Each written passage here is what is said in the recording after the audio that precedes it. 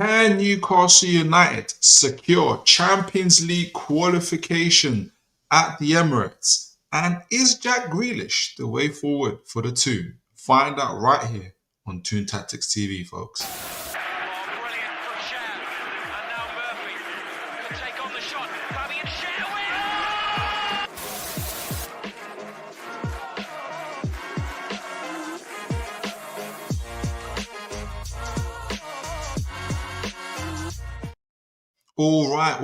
All right, folks. How are you all doing? Always a blessing to be here with you guys. Man, is tonight's show packed. I don't know if I can fit in all the content I want to be able to fit in because there's just so much to talk about. Obviously, we're going to be doing the match preview for the Arsenal game. We're going to do a little bit of a match reaction to the Chelsea game, which we didn't get to do on Tuesday. I'm going to add it to the show. Some of it's going to impact, obviously, the match preview itself. So strap yourselves in for that.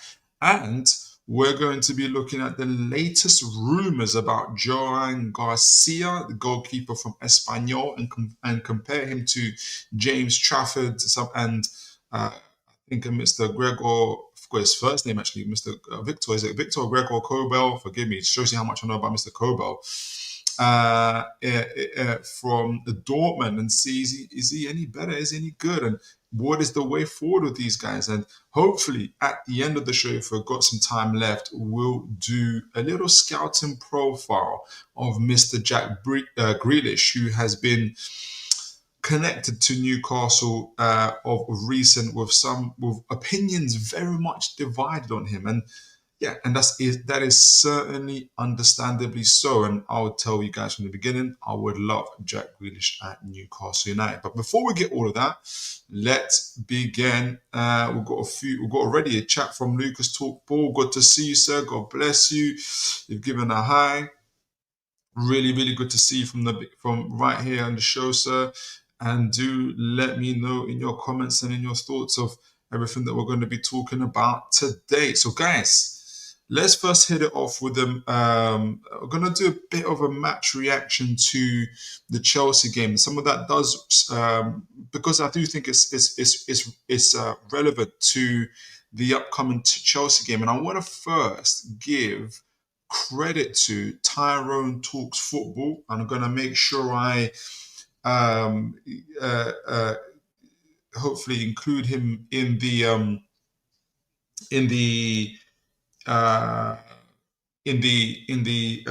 YouTube description. I used some of the material. I really enjoyed his tactical analysis of the game as well, and I'm using timestamps now, guys.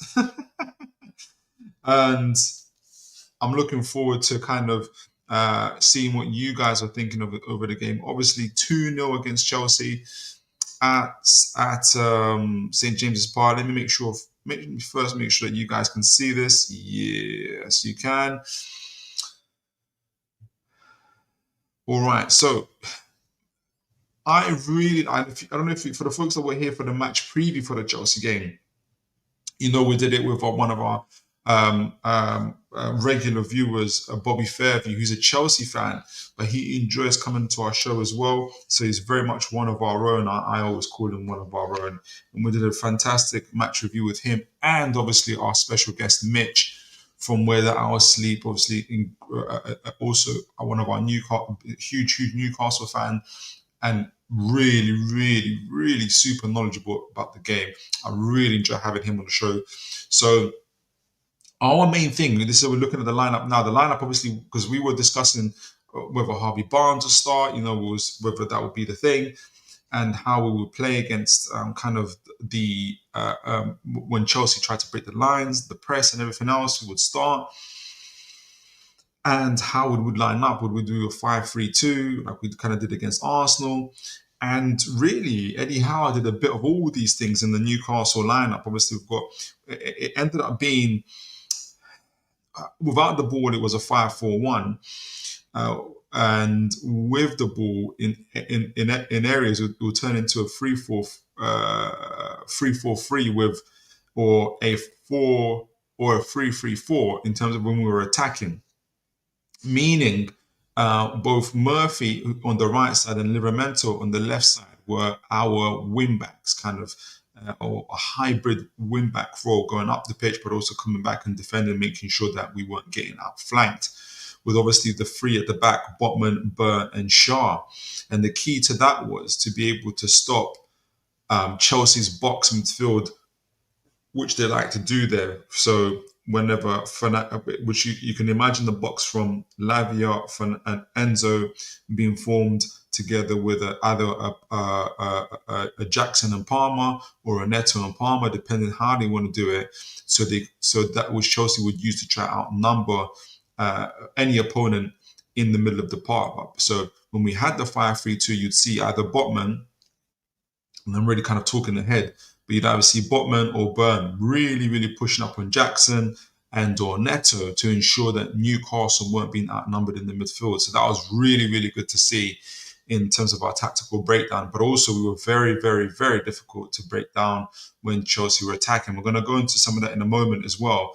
Chelsea's lineup, obviously Jackson, Palmer, Neto was fairly predictable. And again, Bobby Fairview, by the way, got his prediction spot on, where he thought that Chelsea would lose 2-0. You're right there, Adrian Pickett. Good to see you, and God bless you, sir. Bobby was excellent. He absolutely was. Real deep knowledge from him. And good to see also Aaron Cave join us here as well. God bless you, sir. Even Philip, hope you are well. Living life to the full, sir. I am living life to the full.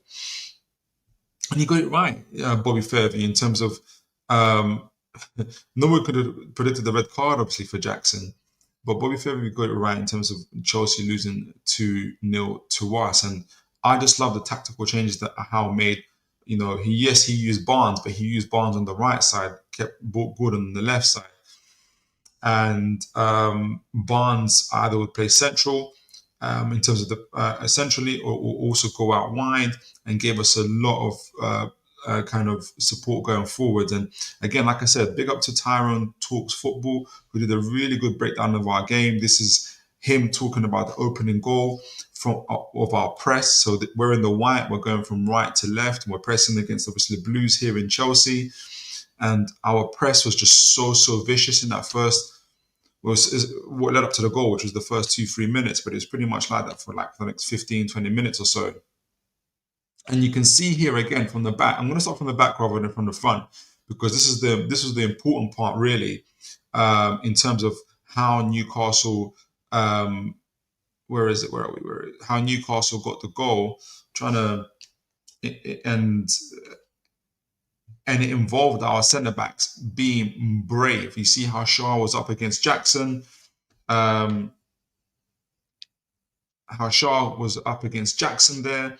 You see Murphy, and this is the key part about what I really liked about what Howe did and using the wing back. You see Murphy there on the right. Noni, by the way, he's got lots of, regardless how people like him or not, he's got lots of pace, power, athleticism, dribbling, and skill. And you don't want isolate Shaw against him in that sort of predicament when we're pressing up so high. If the ball drops to the wrong person, if Lavia was able to escape the press, for instance, against Tonali, which he didn't, thankfully, and get that ball off out wide, and you get Madueke isolating Shaw, would be in a lot of trouble. But instead, he had Murphy up there instead, and he would, obviously, Murphy's pace, his defensive discipline kept Noni quiet. I thought that was a stroke of genius, playing Murphy as a wing back rather than his usual traditional right wing forward role, and then instead putting Barnes in that right wing forward role, which we know he prefers the left wing role, but the right wing forward role for the team, just allowing us to be defensively disciplined on that right side and letting the left side of the pitch do their job. And I thought that was really, really good from Howe, getting Shaw up against Jackson. That was a bit of a risk, but I think what is good, what I think Howe is banking on is, if it goes towards the left side, if for instance Lavia releases the ball to Jackson, but on the left side towards Madueke, between Madueke and Jackson, the idea would be Murphy then would be able to collect that ball. And if it went to the right side between Jackson and Neto, or between Jackson and Palmer, you'll have Botman, you'll have Burn, you'll have Botman joining in going back to kind of to support Shaw.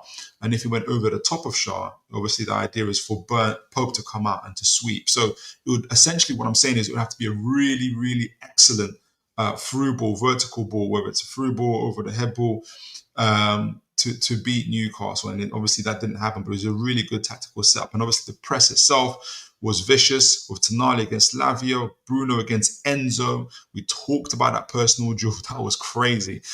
Really fun to watch, by the way. I don't know if you guys saw Bruno blowing kisses at Enzo Fernandez when he scored the second goal. Absolutely magnificent. And then we isolated Gordon against Caicedo. Actually, in that move, if you guys remember, you see Tonali just here wins the ball, and you see also Gordon laying in the penalty box after. I believe that was a penalty. I don't know if people I don't know what you guys' thoughts is on that, but I really believe that was a penalty. I think it was a shove in the back from Caicedo on Gordon, but it wasn't given. The game played on. We know that the pressure, Tonali wins the ball, gets the ball out. And I don't know if you guys remember, because you can see how central Barnes is here. It's Murphy now pressing up just behind Barnes. Barnes lets the ball go through his legs. Really good awareness from him as well. I thought that part was absolutely fantastic. And obviously then the cross came in, and we was able to score. The other and I thought that was really, really good from us. Chelsea weren't ready for that, and I love Barnes' awareness in terms of doing that. And that might be something that Eddie Howe might stick with going into the Arsenal game as well. I wanted to also, the other things that were really good, again, big up to Mr. Tyrone Talks Football, who provided his analysis was obviously how we closed out, how we would act, how would we be out of possession when Sanchez was on the ball, trying to play out the back. You see how high we are in the press, with Isak responsible and closing down the goalkeeper, adding that pressure. You see how high up Gordon, Tonali, and I think that's either Barnes or Murphy. I can't see from them. And I don't know if you guys see right at the back here, it's Dan Burn against Palmer. He's followed Palmer all the way into the final third. Our centre-backs have been absolutely brave. They know they're not the fastest, they're not the most agile, but look how brave they are. And one of our big gripes, and justifiably so, at the beginning of the season was how vulnerable we were because our centre-backs weren't pressing up. And look, these guys have been doing absolutely fantastic in terms of helping us press from the front. And this is how it looks like with Sanchez on the ball.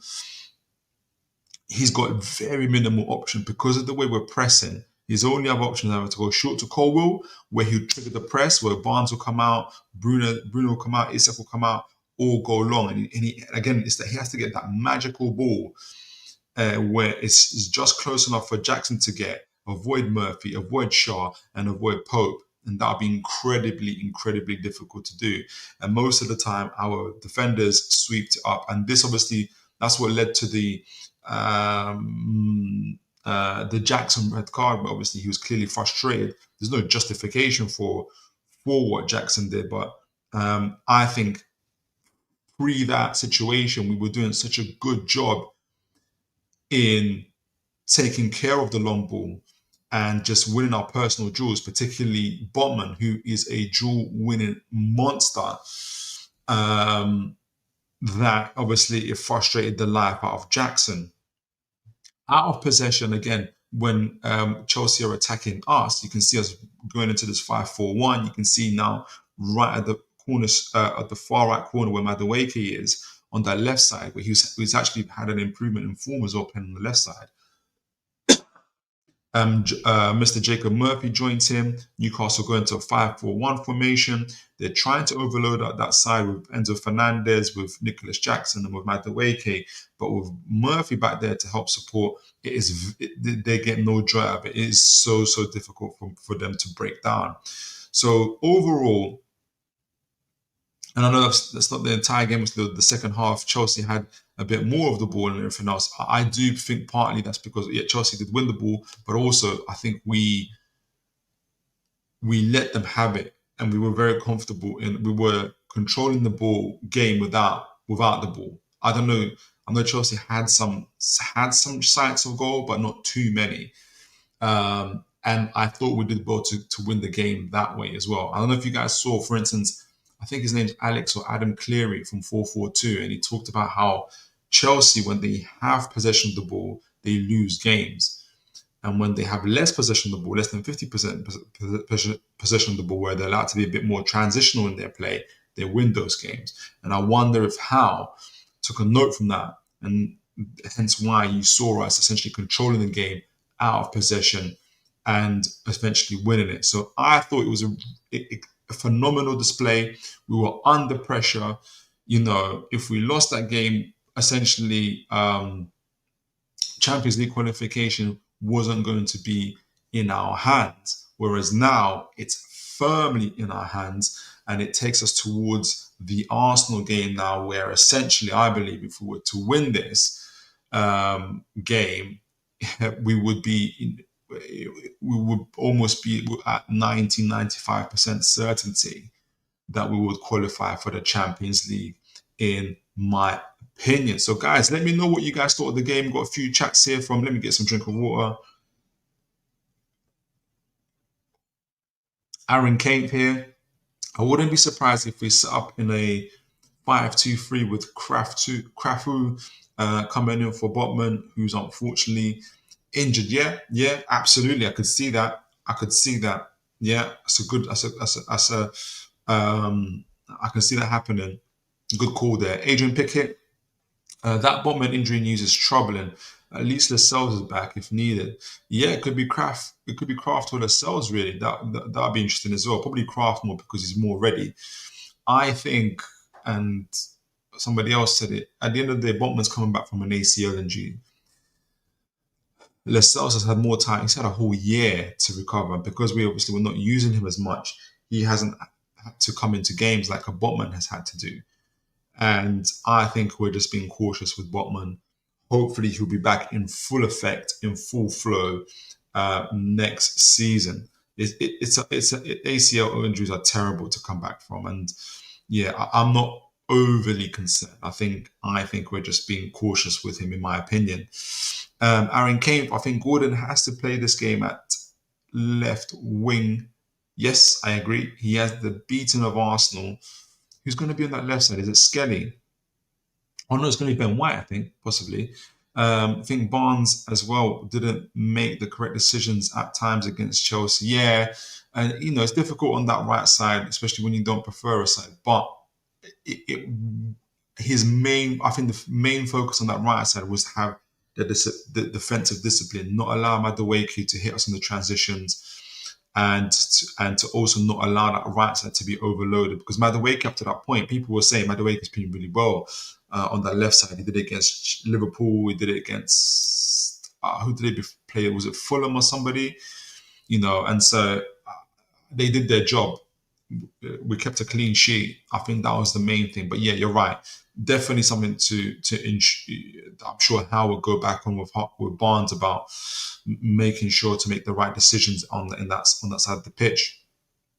Aaron Kane, I do wonder though if Joey might play this time. Which Joe's? I'm assuming Willock in that one. Have a sneaking feeling Howe might play him, even though I wouldn't advise it given the Botman scenario. Expand on that a little bit, Aaron, if you can. Let me know what you mean by that. I'd be interested to see. Unless if you're saying Botman doesn't play, we can't really do the 5-3-2, or we can, but not the ideal way, with the ideal personnel. And if we had Botman, we can do the 5-3-2 with Willock as part of the three, and be able to do the transitions. Yeah, I can see that. I do think though Willock is ideal for the situation. Interestingly though, but that's another. We're going to talk about that further actually in a moment. So Arsenal. Now, Arsenal typically, this is a situation for all those that might watch boxing, and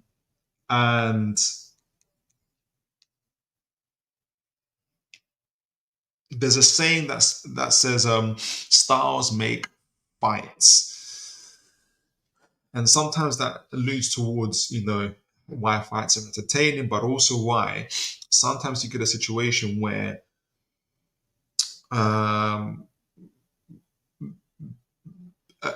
a more favored opponent consistently loses to the less favored opponent because of the style of fighting of that opponent. And I believe that is the case between Arsenal and Newcastle.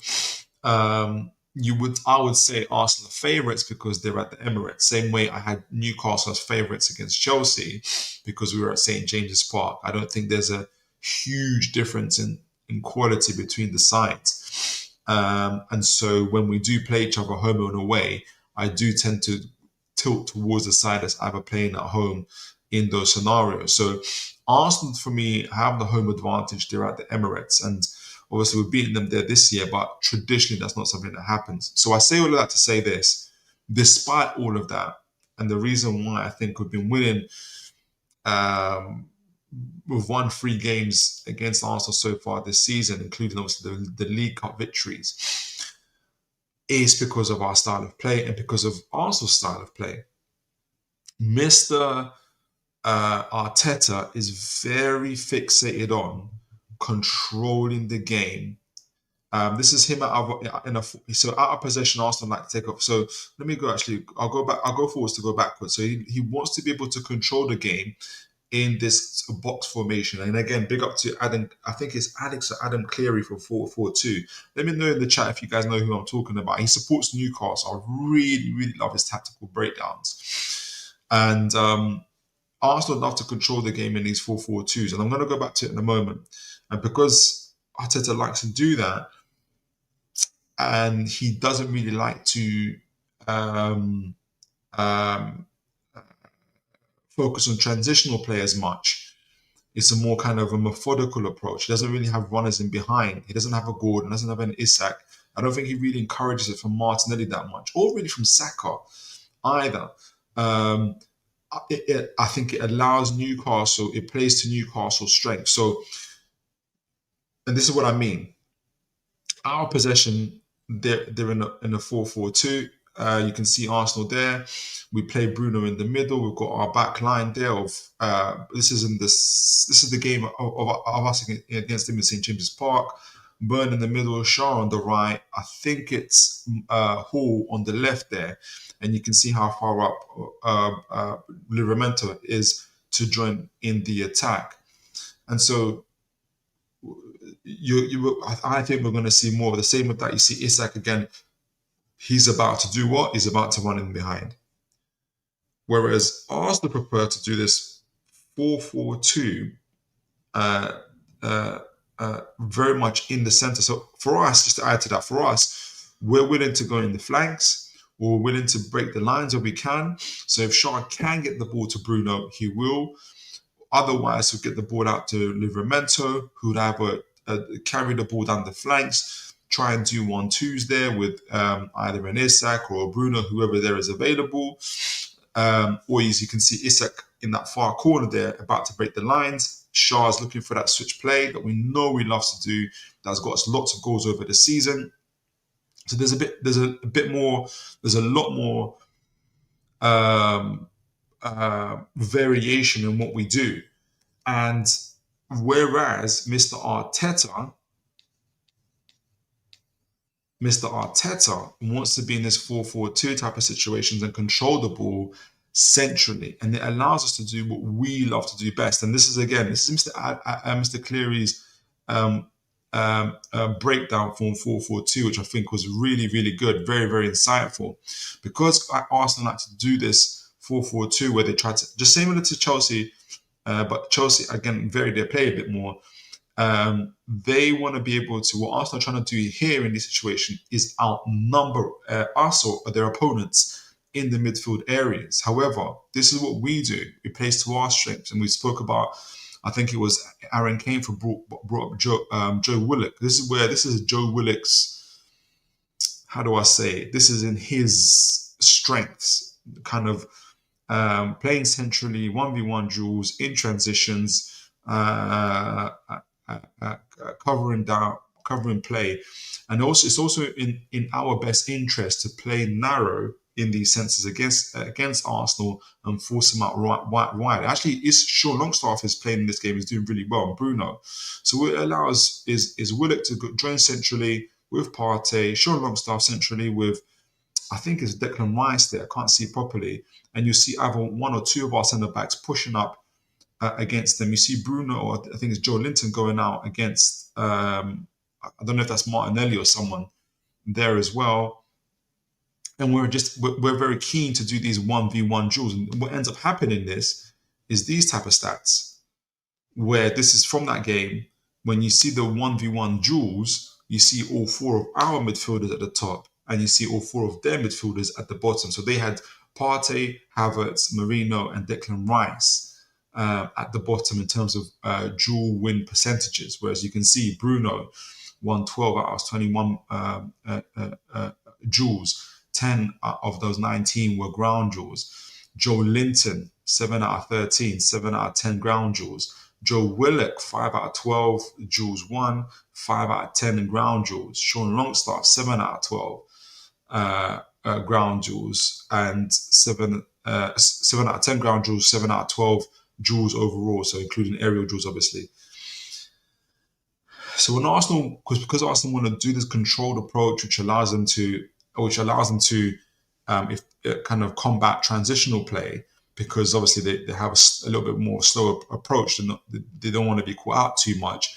It also allows us to set up and to also play to our strengths, to set up narrowly and to be able to defend those ground duels in and of themselves. So you can see in this situation, and again, big up to 4-4-2, big up to Mr. Cleary, Rice, Havertz, Merino, Partey are all very, very central, very, very narrow, and it's very difficult for Arsenal to play through our defence in that way, because then we just set up in a 4-4-2 ourselves with Isak, and in this case it was Isak and Willock, and Bruno, and either Bruno and Joe Linton or Bruno and Longstaff, and we just went out and just started having 1v1 duels, forcing Arsenal out wide. When we did force them out wide, the couple of times that Arsenal did get through out wide, we had Joe Linton dropping back, going into a 5, allowing us to go in a 5 at the back, 6 at the back sometimes if Arsenal were really trying to hold us down. You see Joe Linton, Bruno, Lewis Hall there, Tonali joining in, making sure that we're covering them and that we keep them from doing the overloads. Obviously, Saka, you see that space just behind, I think Lewis Hall, that penalty box space. Saka's trying to get into there, but he's going to be followed by Joe Linton all the way. And so I don't think there was an occasion in that game where Arsenal, it was very difficult for them to even get into this position because of the way we played centrally, but also the way we defended really, really well. And when they did get into this position, they weren't allowed to get into our penalty box. I'll be really interested to know how many touches they had in our box in that game as well. And obviously, we had the far more supremacy in that game. So I say all that to say this, and it's good to see Mr. Wobojok, because I'll be really keen to see what he thinks of all of this, is styles make fights. Because Arsenal's style is to try and overload and try to have midfield supremacy in this box midfield, and they err from trying to be transitional, from trying to switch the play quickly and have runners at the back. They play into our strengths. Our strength is our midfield. If you want to have a fight, a physical duels, fine, we can do that. But it's difficult for you to win games that way. Chelsea, to their credit, the reason why Botman played is because Howe knew Chelsea aren't going to bother to have a midfield battle with us, physical midfield battle with us, when they've got the likes of people with pace and trickery of Madueke, Palmer, Jackson. And so you just switch the play to them, try and be transitional, try and break the lines. at least they try to change it up. It's for whatever reason, it's not in Arteta's interest to do that.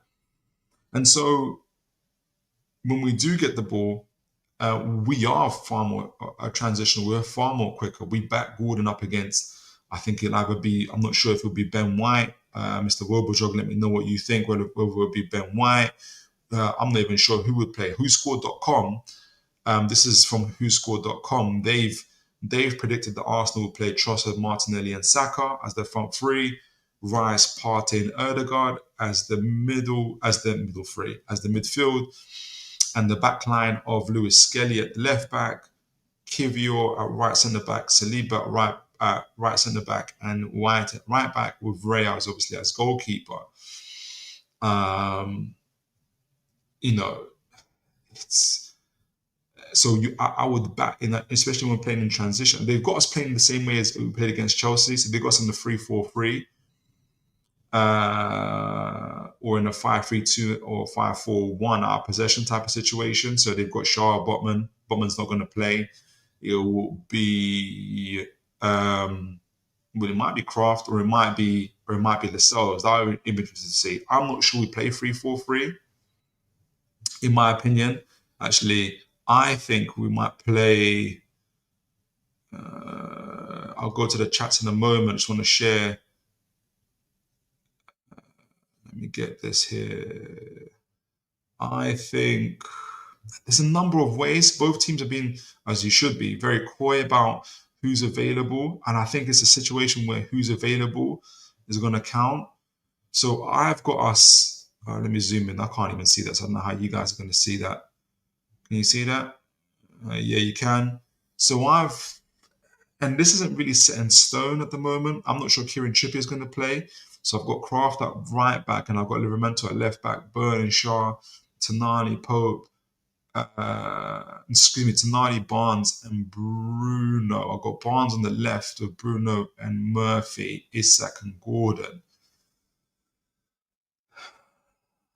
I'll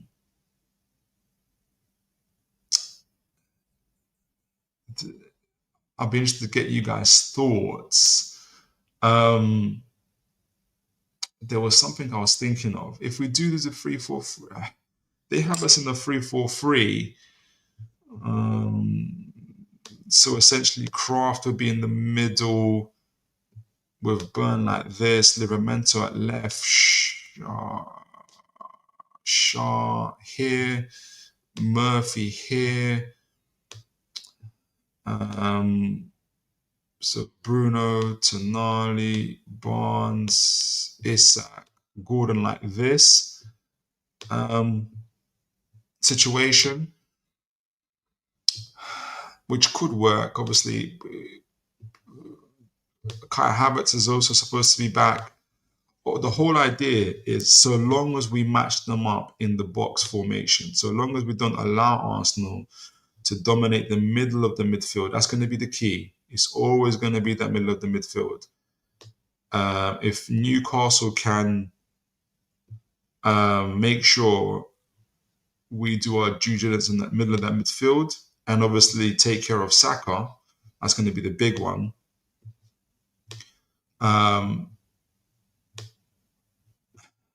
That could stop Arsenal.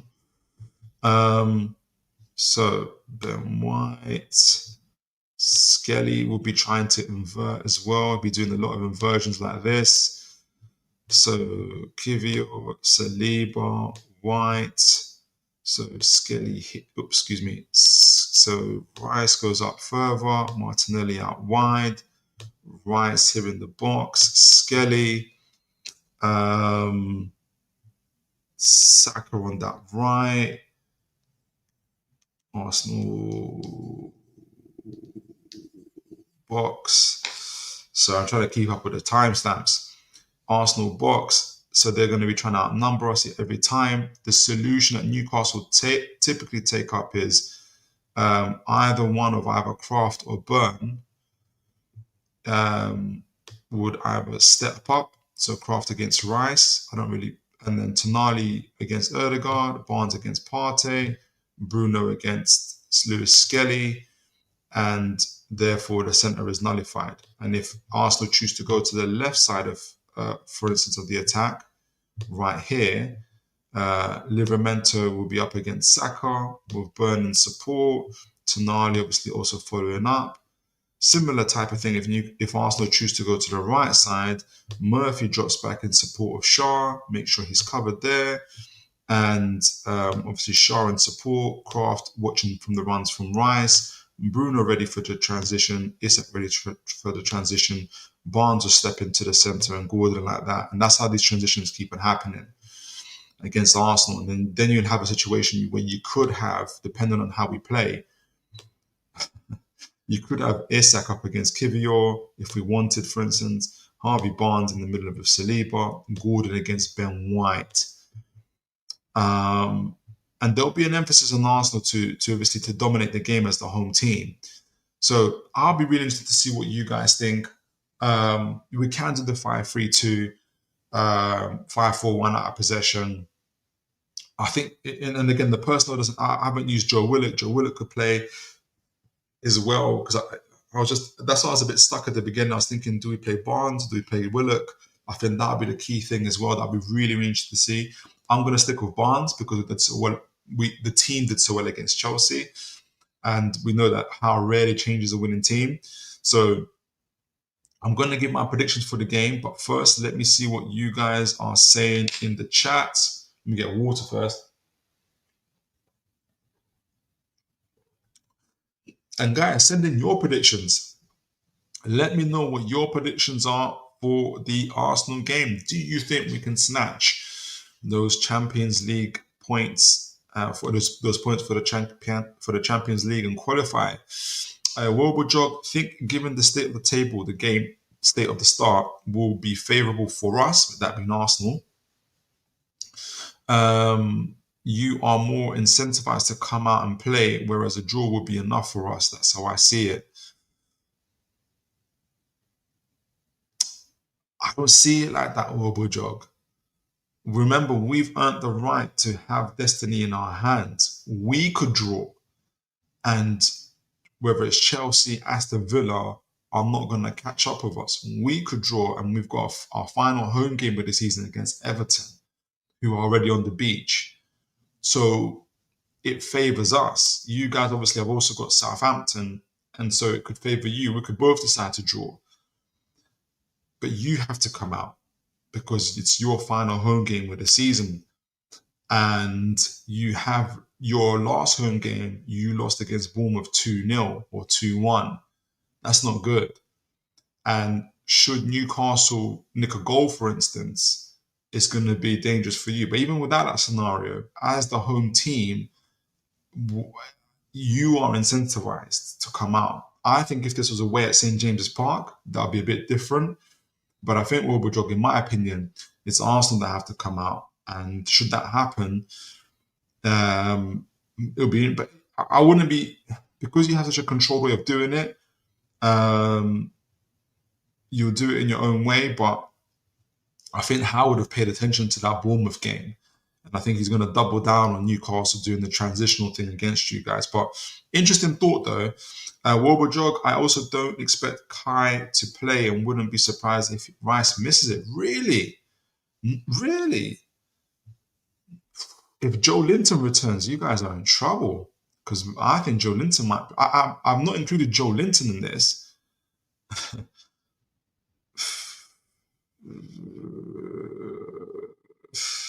I wouldn't be surprised if Joe Linton plays. And even if he does, I think you guys really need Rice. You're already not winning the duels with Rice. I think you guys really need Rice. If Rice doesn't play, that'll be shocking. That'll be worrying. Adrian Pickett, can't see us being too gung-ho, Jog. I can't. Honestly, I can't see it. I can't see. I don't think we need to be too gung-ho. I think we can be a little bit more methodical. We've earned the right to be a little bit more, I won't even say cautious. I think we'll be patient because you know and we know what happens in transition. And so you're already, like when I saw the PSG game where you guys had to force the play, you struggled. You really, really struggled. And they hit you on that break. And yeah, like I think the incentive is on you guys to perform, to show that you can do something.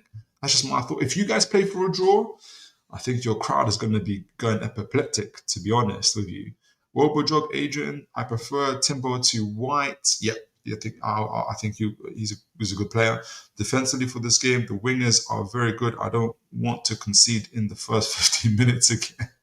Yeah, if that happens, boy, oh boy, oh boy, oh boy.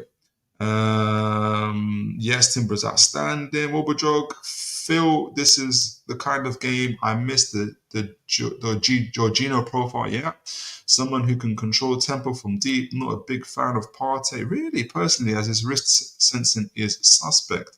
Really, I say that so surprised because every time I hear Arsenal fans talk about Partey, they're always very, very complimentary of him. In fact, for the PSG game when he was due to return, they were like, yeah, now we're going to win. So it's interesting. That's really interesting that you say that. And I'm going to look out for that. I'm going to look out to see what he does in this game. Adrian Pickett, Isak is due a magic moment following a couple of lackluster. I do think that as well. I'm waiting for a magic moment from Mr. Isak too. I agree with you on that one. Wobojog, the more direct runners Newcastle have on the pitch, the more problems it will be for us. Yes. And I think Eddie Howe knows that. That's why if Willock or Joe Linton, Barnes, like it's going to be interesting. It's going to be really, really interesting. Like what you guys do and what can to be in the if I can be in defense of Arteta. You go with 2 games left of the season. You have what you have. You have what you have, and Arteta might just think, "I'm gonna wait for the Southampton game." To qualify, I don't know. Bobby Fairview, good to see you, sir. God bless you, sir. Big up Philip, bless up the chat. Why wouldn't you play the same lineup as the Chelsea match? Great question. And that being because Botman is injured, so that would change their 5-3-2 setup. We do have Kraft and Lascelles, but it's not the same as a Botman. So I think that could go into Eddie Howe's mind. I don't know who's the other person I changed. Who else played in that game that wasn't there before? I've still got Barnes, I've still got Gordon, I got Livermento. Yeah, I think Botman is the first one. And I just think you caught us at the back of it. I did start off with I think I started off with 4-3-3. I can't remember. And I changed it to a 5-3-2 to talk about tactical flexibility with through a suggestion that Aaron Kainth made. So that's why you see it like this. But yeah, I think the main change is because Botman's injured. So I don't know if we can play the same way against Chelsea, but I'll be interested to see what you think, Bobby, because we could remain with a 4-4-2 and play. I don't know if Joe Linton's going to be fit. That's the big thing. So it'll have to be Willock. I'll say Willock cautiously, but I'd love for it to be Joe Linton. So it would match up with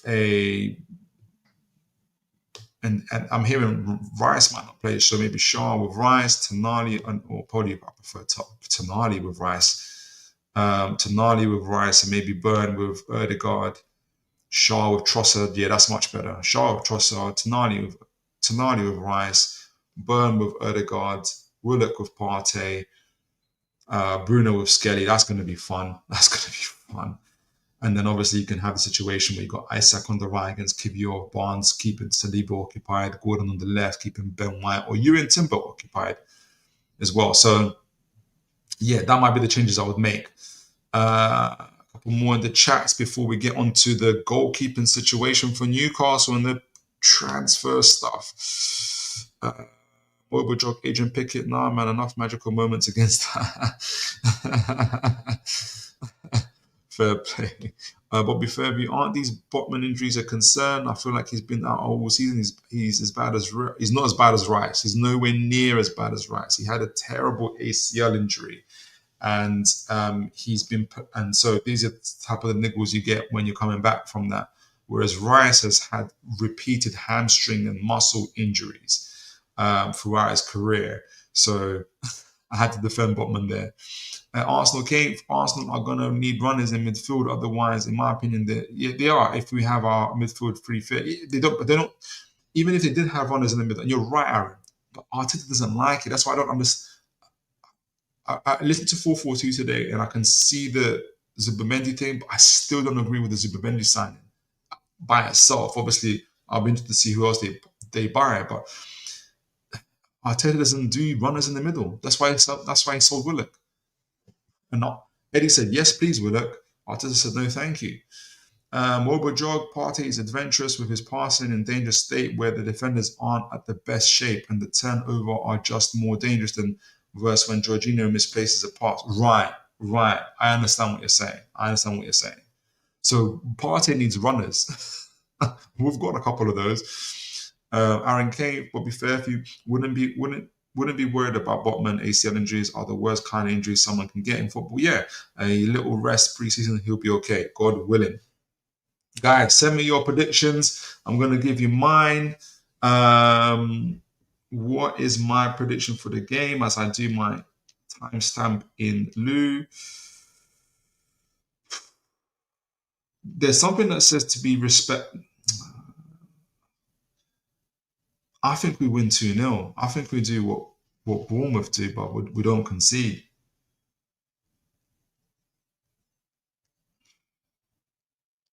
I think we win 2-0.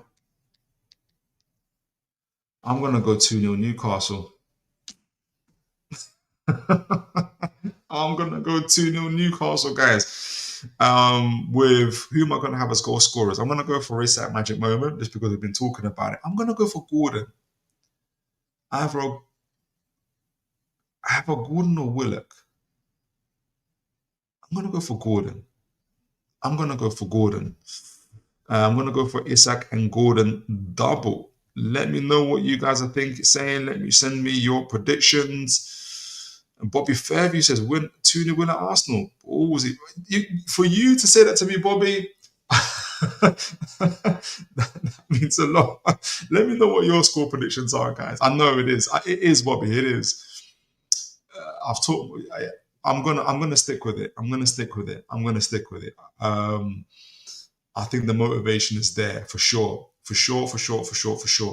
All right, guys, and I'm gonna move on to the Joan Garcia and the goalkeeping situation, Old Trafford, all the kind of news around that. And hopefully, I get time to talk about Mr. Jack Grealish. I'm really keen to get you guys' views on Jack Grealish as well because I really like the player. But let me know, and yeah, Bobby, let me know what you think. How do you think the Arsenal game will go for Newcastle? I'm really keen to hear what you think. Right, where are you? Is this it? Here we go.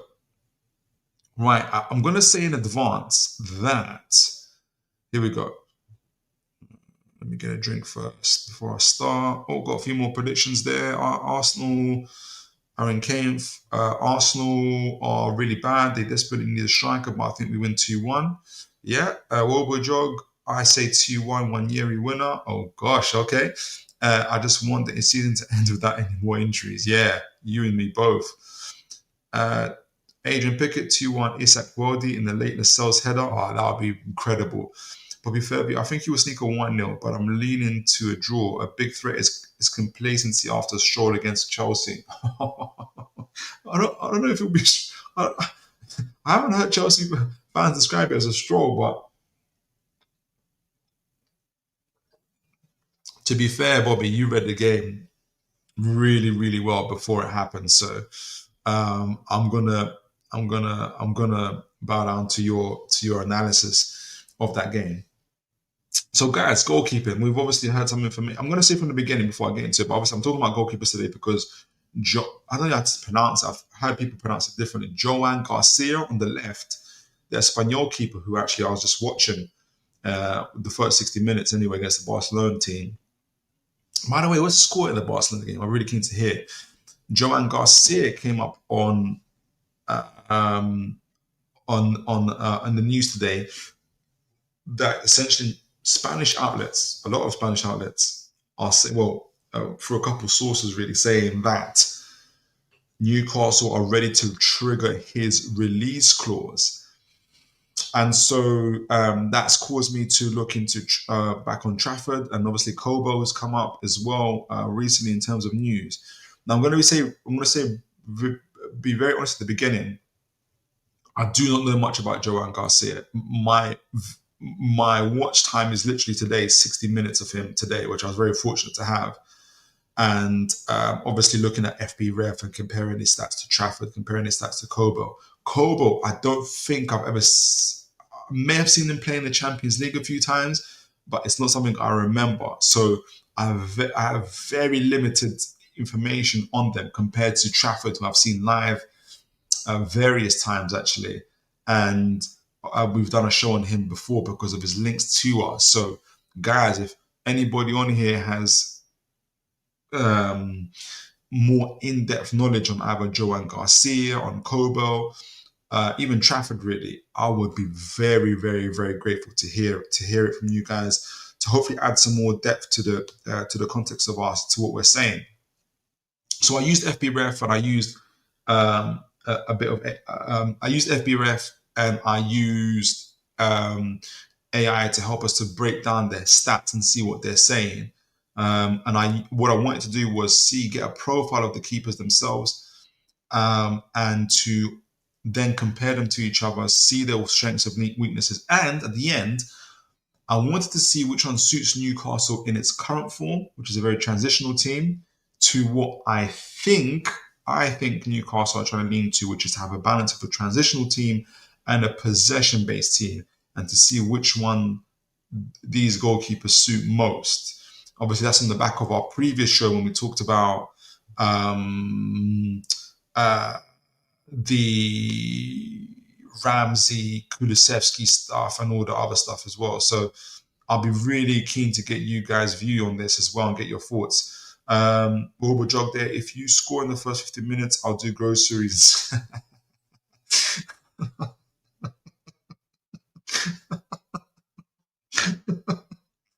Okay. Fair play, Wilbur Jog. Bobby Fairview, thank you, but you're being too generous. Maresca is stubborn and predictable. You know, you've got him. You certainly play. You certainly nailed it on him, really. Aaron Kate. So saw we were linked to with that keeper from Angers. Yeah, that's the. I thought it was another keeper. I forgot his surname. Is he Ivorian? I forgot now. Apparently, he's been the second best keeper behind Chevalier. Interesting. Let me know if you know anything about it, Aaron. Add to the conversation with that. Adrian Pickett didn't feel like a stroll, but it didn't. It didn't feel, maybe because we're fans, isn't it? Warburg, I don't get the goalkeeper links for you guys. Is Pope or Dubravka leaving? Well, either one of them will be leaving, and we also need to upgrade on them. Dubravka's better with his feet. Pope is better with his shot stopping, though he's injury prone. We just need to improve. We want to also kind of continue to improve on our build-up play spot as well. And you need a really good goalkeeper to do that. You know, Big Preach here from Liverpool fan, incredible goalkeeper. Alisson were really good with his feet. That's what we need. We need a keeper who's good at saving and good with his feet as well. So, well done, Preach. God bless you, sir. Good to see you. We're looking for a keeper like that. Bobby Fairview, Adrian Pickett. There was no point in that game when Newcastle couldn't step it up a level if they had. Newcastle couldn't step it up a level if they had to. You attack the right back after 2 minutes for your goal and shut it down. Light work. Goodness gracious. Adrian Pickett, the more goalies, the merrier NUFC. Yeah. Depth, isn't it? David Vage, good to see. I haven't seen you for a while. God bless you, sir. News coming through. We are in for Joan Garcia and have offered his release clause. Yes, and we're talking about Joan Garcia. Let me know if you guys know anything about him. Like I said, I've had 60 minutes watch time with him today. So very, very limited.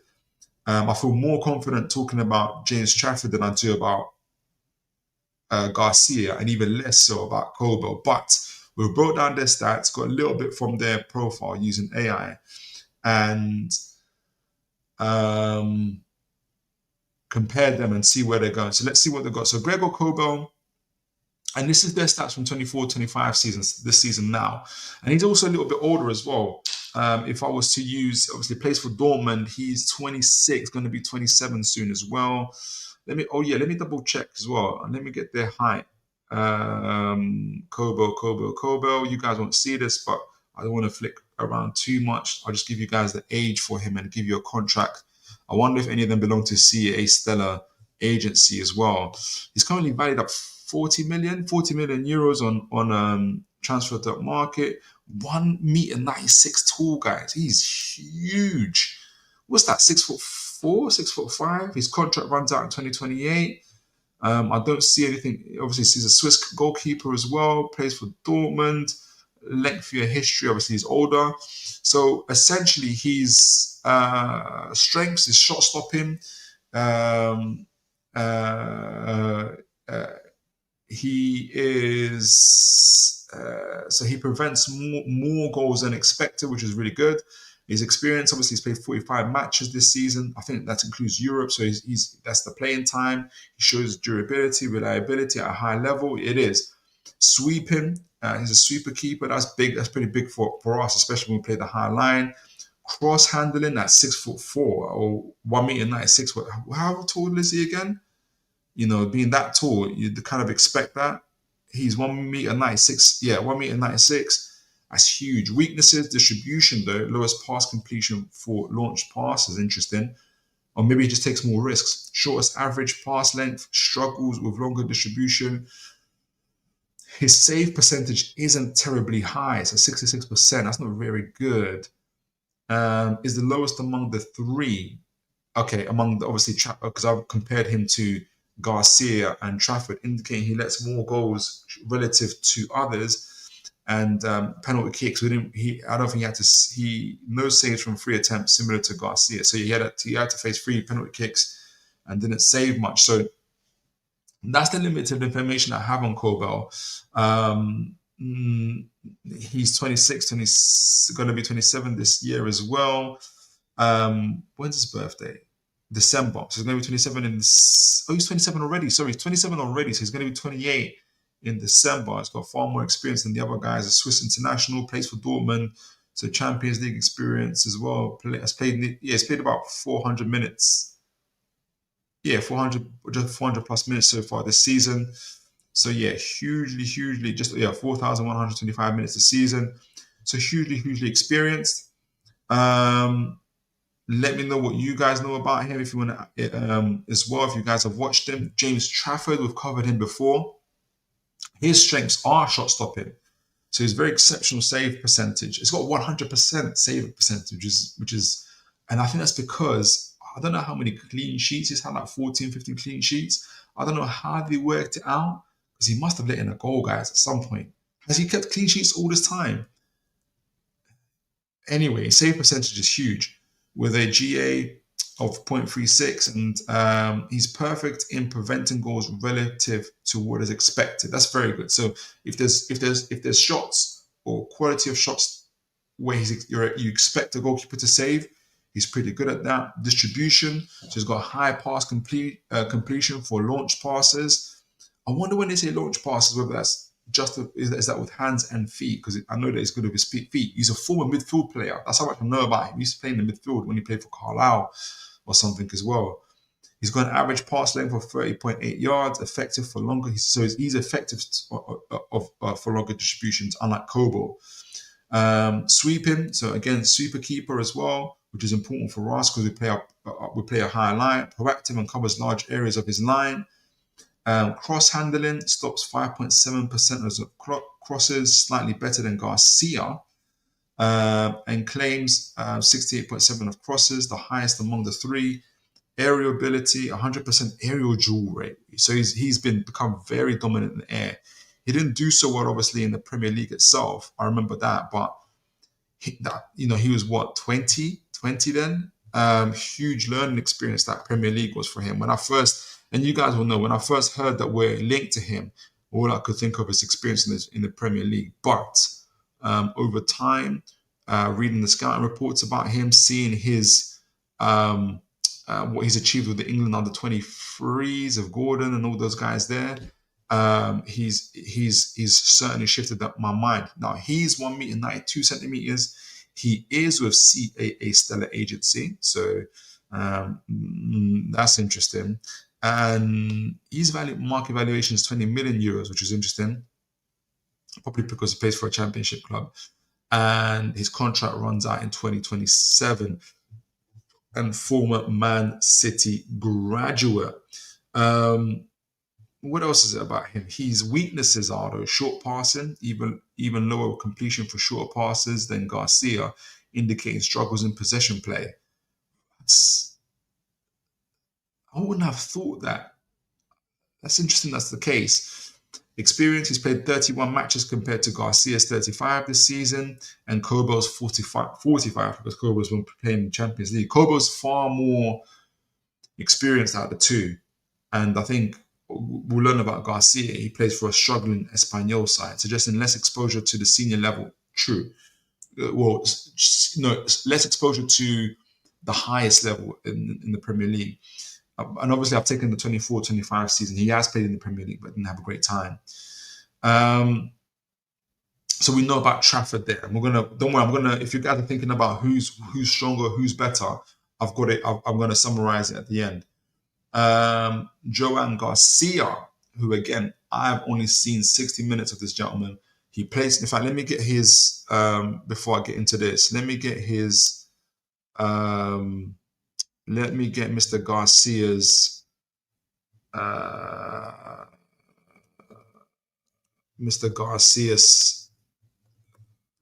background details on transfer market, if I can. Here we go. So he's 22. Is he 22? How old is Garcia? Garcia is 24-25 season. He's 24. He just turned 24. He turned 24 in May. His contract runs out in 2028. He's also got a market value of 20 million. What's his release clause? Does anybody know what his release clause is? How much his release clause is? He's also a Spanish under-21s international as well. So he's been international since under-18s, which is positive for him. How many minutes he plays this year? 3,200 minutes for Espanyol, which is interesting to see. All right, so strengths and weaknesses for Mr. Garcia. So shot stopping is at 73.3%, and goals against per 90, 1.34. And again, he plays for a struggling Espanyol side, so you're probably going to see a bit more shot stopping and a bit more showing he exceeds expected saves, and you're going to see a little bit more of that for him. Distribution, high pass completion for launch passes at 36.4%. That's pretty good. And goal kicks, 34.8%. Very good. With an average pass length of 34.8 yards. It's not bad. He's effective at starting plays with longer distribution. Sweeping, high. So he's very good at sweeping as well. The super keeper, average distance of 11.9 meters, indicating he's proactive in coming off his line to intercept clear danger. That's good. Aerial ability at 95.5% win rate, which is good. Consistency, he's played 35 matches, so 100% starts the season. Really good. Weaknesses. By the way, how tall is he? 1.9 meters. So he's the shortest out of the keepers. Out of Trafford, out of all the keepers, yeah. Weaknesses, cross handling. He stops only 4.6% of crosses. That's got to be a lie. That's terrible. Well, it sounds terrible, making him vulnerable to set pieces or wide play. That's going to be crazy for the if that's true. Anybody who knows Garcia, that's horrible for the Premier League. If you can't do that in Spain, I don't know what he's going to do in the Premier League. Short passing is not good. I have a lower completion rate and no saves made from penalty kicks. I'm not going to be overly worried about the penalty kicks, but let me know what you guys think. So if I'm going to summarize these guys in a moment, but before I do that, let me see what you guys are saying in the chat, What are you guys saying in the chat? I feel bad for Garcia. I don't know if I'm doing him justice because I don't know him as much. So I'm really keen to see if you guys in the chat know him very well. Adrian Pickett, You should support the Toon, Bobby. Oh yeah, you should. No, you can't change teams. You've got more faith in the team than I have. Overdog, not being a biased fan, but from everything I've read on Joan Garcia, is more likely to end up at Arsenal. I have heard those rumours as well, especially that we don't even have a number 2, and most likely Ria gets the Ramsdale treatment too. Really? Really? What? I also heard that Roberto's going to override that one though. I thought Raya's been good for Arsenal. You know more than me, but I thought Raya's been decent for Arsenal. Bobby Fairview, I've always had a soft spot for Newcastle. It's the only one and only EPL ground I've had the opportunity to visit for a game. You also have a pretty good team. I appreciate you, Bobby. Aaron Kane, the Angers goalkeepers, you're here for fun. That's it. Can't lie. I haven't seen much of him, but his stats look good. He seems like he has the shot stopping down, but wonder what his sweeping is like. Yeah, that's going to be important for us. Adrian Pickett, you see more games at SHP than me, Bobby. Obrador, basically, Juan Garcia is a taller Raya, i.e. distribution, cross balls, claiming, etc., and a better shot stopper. So is he good at cross balls or not? Because the stats are saying that he's awful at crosses. I don't know how good Raya is at. The games I've seen, Raya's been pretty solid. Maybe I'm just not seeing the right games. Aaron Kane, Juan Garcia, for his release clause is a no-brainer. Allows us to strengthen other positions. Okay, I can't remember if you said, Aaron, if you've seen him or not. I haven't seen him, to be honest. Well, I've seen 60 minutes of him now. Big preach. If Villa lose, you are through. Goal difference is wild. Newcastle trumps. Yeah, we do. When are Villa playing? Are they playing now or something? Michael, NUFC. Good to see you, Michael. God bless you, sir. Oi, oi, people. Oi, oi, Michael. You don't want Kelleher. I wonder why we don't want Kelleher. Maybe we do. I think we're banking on Trafford, and I think it's because Trafford is possibly younger with a higher ceiling while we're going for him. I think we're still going for Trafford. Aaron Kane, I think it's a 17, 18 million, if I'm not mistaken. Oh, is that for Garcia? Okay. Thanks for that, Aaron. Appreciate you. Michael, NUFC, as we all know, Howard loves his English talent as good as Garcia sounds. Very true. Very, very true. Bobby Fairview. Oh, yeah, guys talking there. Aaron, I think this is the window you'll see more emphasis on European talent with Paul Mitchell at the helm. It's exciting times. I'll be very keen to see that. I'm so keen. I'm wondering what I'll be saying at the end of the transfer window in terms of our whole window. I'm really keen to see. Overdrug, interesting crosses are weakness for Joan Garcia because everyone I've read about him, it's never mentioned. The more you know, it is true, and that's why I kind of feel like I'm doing him a bit of injustice. I will do a little bit more in depth on him, reading his scouting reports as well. To be fair, but I'm just looking at the stats. Maybe there's a reason for that. To be honest, maybe playing for Espanyol, there's something about that. Maybe something about the defensive makeup and stuff. So for instance, Trafford had really bad crossing stats because he was playing for Burnley in the Premier League, and his defenders were like 5'5" or something, very short. That's changed now, so it might be the same case for Mr. Garcia. Wobojog, I love Raya, but whoever comes in, if they are better, then I'm sorry, but it's holding bench. I don't support. I support the club, not the players. Fair play. If you feel like you can upgrade on him, that's understandable. It is Antonio Cordero confirmed. I want to say yes, but I feel like I should say I'm not sure. I'm not sure, Adrian. But I keep on hearing like it's a done deal type of thing. Right. So let's summarize these gentlemen in comparison to each other. So Trafford, Garcia, and Mr. Kobel. So when it comes to shot stopping, the best is James Trafford. When it comes to distribution, it's Juan Garcia. So he has the highest percentage of launch passes amongst them. This doesn't mean that the other guys are weak or bad at these things. It's just that the other guys kind of are doing better than the other. Sweeping is Mr. Gregor Kobel. Very interesting.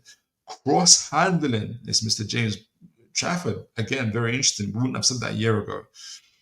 Aerial ability, so that's Mr. Trafford and Kobel. They both have 100% dual win percent. That's crazy. And penalty, none of them are good at penalty. So it looks as though James Trafford sort of edges it on most cases, with Kobel on the aerial, with Kobel on the sweeping and Garcia on the distribution. That's interesting. That's very, very, very, very interesting.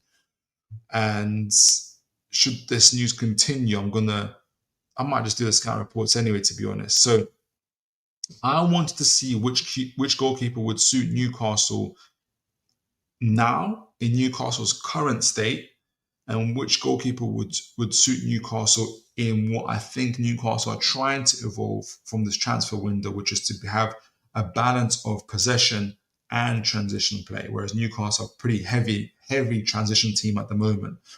So Newcastle's current style under Eddie Howe is very high pressing transitional play, with a strong defensive solidity and quick counters. We often face teams that dominate possession, so our goalkeeper needs to be So our goalkeeper needs to be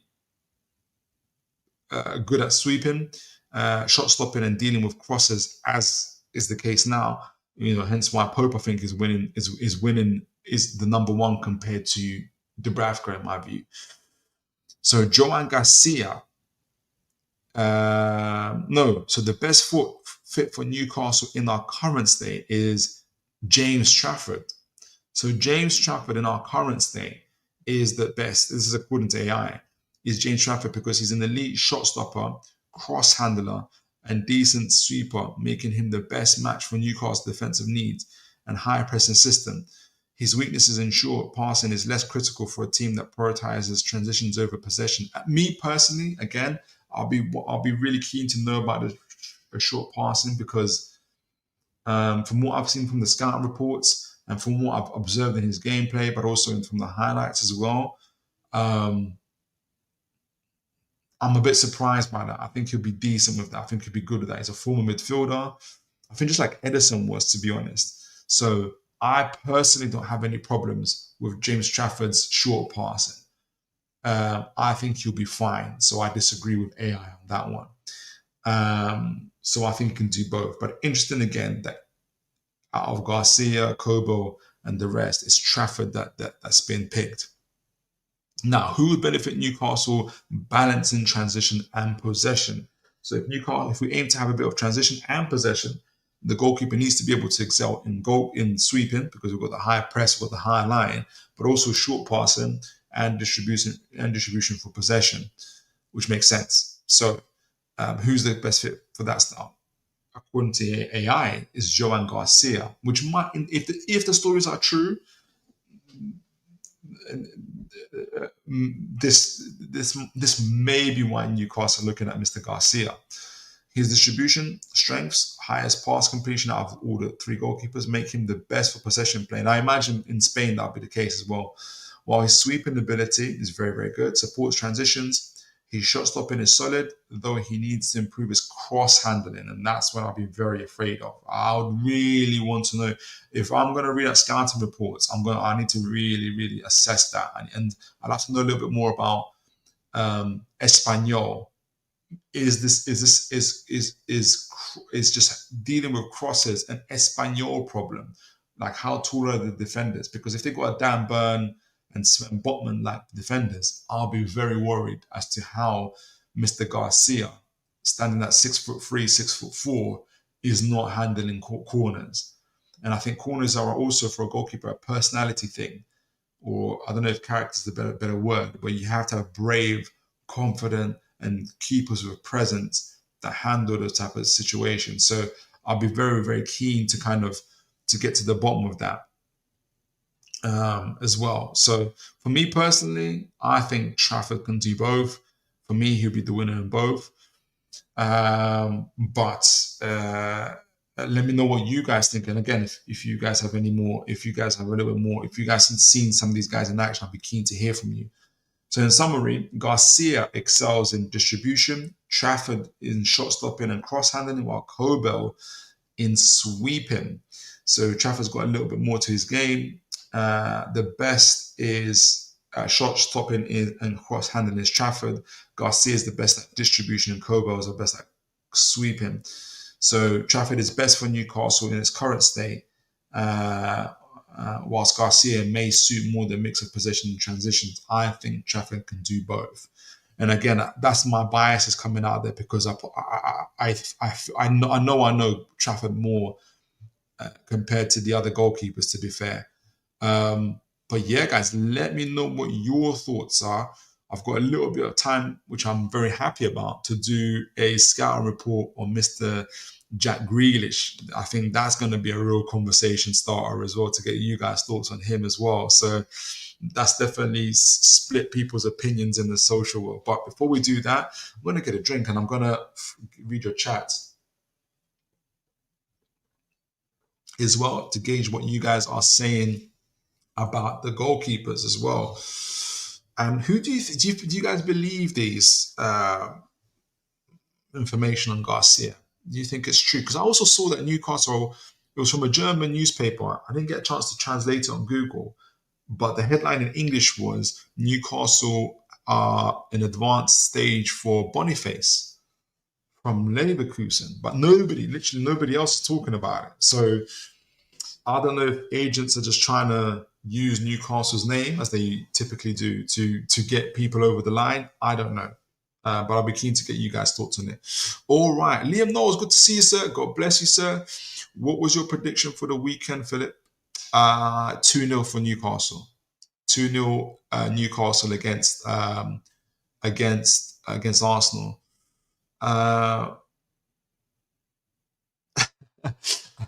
S. Housery, 1-0 or 2-0. I said 2-0. Only Saka to worry about. Tonali or Bruno masterclass incoming. Yeah, that's a good call there. 4 games versus Arteta, no goals conceded. That would be beautiful. I think I might make a shirt of that or something like that.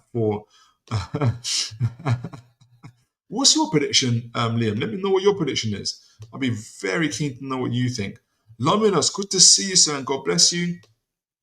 Finally, we are linked with Joan Garcia. Oh, so you're very keen on him. If we get him, we are sorted, but we need 2 centre-backs.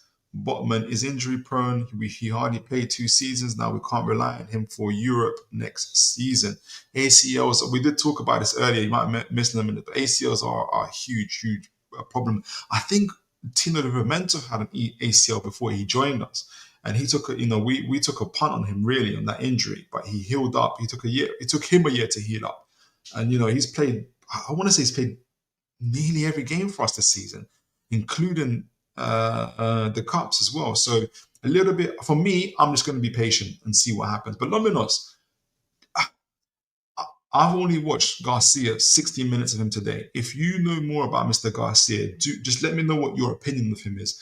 I'll be very, very keen to hear, because you sound very positive about him. So I'll be super interested to get your views on him.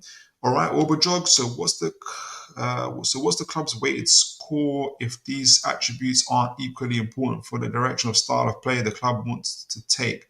So what's the club's weighted score, i.e., these attributes aren't equally important for the direction of style the play wants to take? Sorry, Oberjog, I'm not getting it. Are you saying if the goalkeeper's if the goalkeeper's attributes don't suit our style of play? That's actually, if I think what you're saying is, if the goalkeeper's style of play, i.e., for instance, they're really good with their feet, but they're poor at shot stopping, like, how much are we willing to risk on that type of thing? I don't know if that's what you're saying. I'll be very keen to. I think we're looking for someone balanced, who's good with their feet and good at shot stopping and young and with a high ceiling. And I think Trafford hits those markers. He's not perfect at everything, but he's having a great season at the moment. So that's just my take. Hopefully, Wobberjog, I've answered your question. David H. Garcia released close to 25 million euros, and it has been alleged that we have gone in for him we'll find out if it's true, but coming from a Spanish source, yeah, like they seem to be all over it. Nobody, I haven't seen social media just now because I'm here, but I'll be very keen to see if it's true. But David, let me know if you're excited about it, if you know much about him. Adrian Pickett, Adrian Pickett, Garcia doesn't seem to have impressed the Spanish national setup. Yeah, he's only with the. He's 24. Who's there? Who's the Spanish? Is it Raya? Is Raya the current Spanish goalkeeper? That might be the reason why. I laugh because obviously Wobodrog doesn't mind replacing him, so that's interesting. David H. Barcelona are looking at Garcia and are not happy with their goalkeeper Szczesny. That's